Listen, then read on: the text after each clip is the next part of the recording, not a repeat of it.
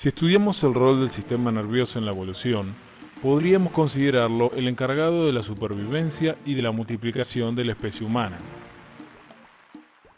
Este sistema, gracias a las prolongaciones que tienen las neuronas, desarrolló especialmente la comunicación en forma de estímulo y la intercomunicación entre estas, llamada sinapsis.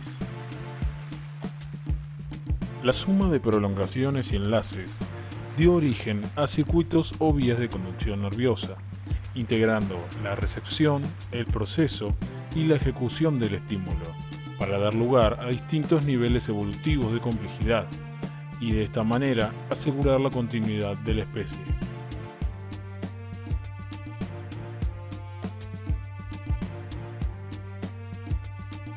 Los circuitos o vías de conducción nerviosa, que se definen como cadenas de neuronas que tienen un origen común, una ubicación común y cumplen con la misma función, se activan ante la presencia de información.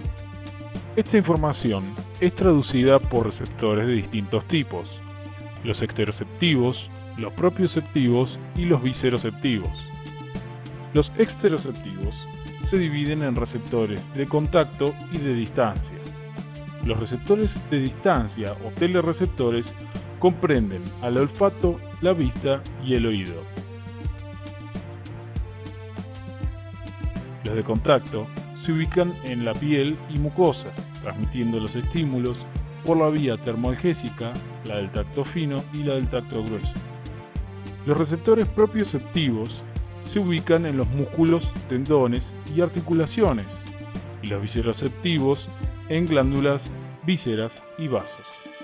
La información, una vez codificada, ingresa a través de diferentes nervios, plexos y pares craneanos, los cuales están formados por conglomerados de prolongaciones neuronales y forman de esta manera el sistema nervioso periférico. Finalmente, llega al sistema nervioso central y allí se procesa. Desde aquí pasa al sistema nervioso periférico para ser vehiculizado hasta los órganos o efectores y luego generar una respuesta. Este sistema central se denomina así porque se encuentra alojado en una cobertura ósea. Está formado por la médula espinal, contenida en el conducto raquídeo de la columna vertebral, y por el encéfalo, que está ubicado dentro del cráneo. La imagen radiográfica nos ayuda a relacionar los diferentes reparos anatómicos óseos. Por ejemplo, la ubicación de la escápula con determinadas vértebras de la columna vertebral y a su vez con la médula espinal. El encéfalo se hace visible en la cavidad craneana. En esta vista anterior del neuroeje humano o eje cerebroespinal podemos apreciar los ensanchamientos torácico y lumbar de la médula. Estos guardan relación con la función que desempeñan en la misma. Esta relación de tamaño y función también aparece entre la médula y el encéfalo. Si observamos la médula espinal, esta está formada de abajo hacia arriba por 4 segmentos: sacrococcígeos, lumbares, torácicos y cervicales. Vemos además que el encéfalo está compuesto por las siguientes estructuras: el tronco cerebral, cerebelo y los hemisferios. En esta imagen se distingue un corte sagital que muestra la cara interna del hemisferio derecho en forma esquemática, y perpendicular a este, un corte coronal del encéfalo en un preparado en fresco realizado a nivel del tronco cerebral. También identificamos 7 cortes axiales del mencionado tronco, donde se priorizan sus principales estructuras. Dichos cortes, enumerados de abajo hacia arriba, son 2 vulvares, 3 protuberanciales y 2 mesencefálicos. Por detrás de estos se visualiza el cerebelo. En una vista de perfil, se disuelve el hemisferio derecho y se muestra la ubicación espacial de los cortes axiales sobre el coronal. En una vista anterior, vemos cómo se reacomodan los cortes seleccionados anteriormente con una amplificación apropiada para cada nivel.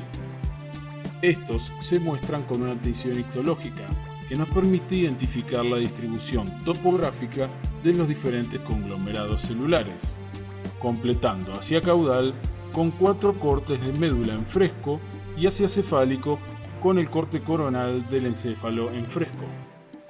La transición de imagen a esquema nos permite identificar la sistematización del neuroeje y de esta manera reconocer diferentes funciones con colores preestablecidos.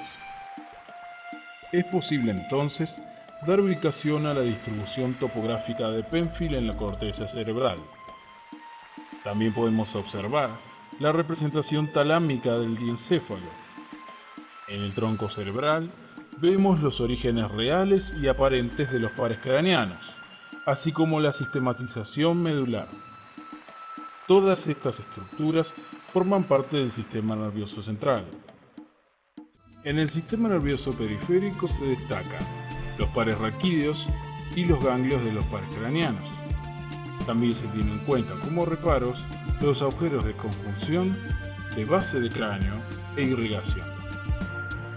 La representación tridimensional muestra la superposición de los esquemas impresos en placas translúcidas y los conductores que atraviesan a estas, dando así una continuidad desde periférico hasta central, en donde se integra la médula espinal con el tronco cerebral y la corteza cerebral. Esto favorece al seguimiento del estímulo en todo momento, desde su origen hasta el área cerebral donde se realiza el proceso de hacerse consciente.